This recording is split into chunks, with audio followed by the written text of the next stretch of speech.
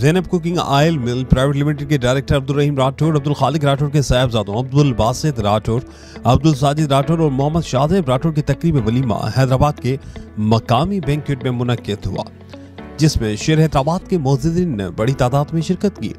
تقریب میں Hyderabad chamber of commerce کے صدر عادل صدیقی، نائب صدر اکرم انصاری، دولت رام لوہانہ،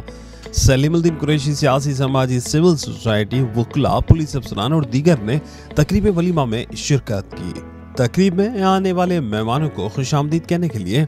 عبدالکریم راٹھور، عبدالمالک راٹھور، عبدالوحید راٹھور، عبدالفارغ راٹھور نے آئے ہوئے مہمانوں کو ویلکم کیا۔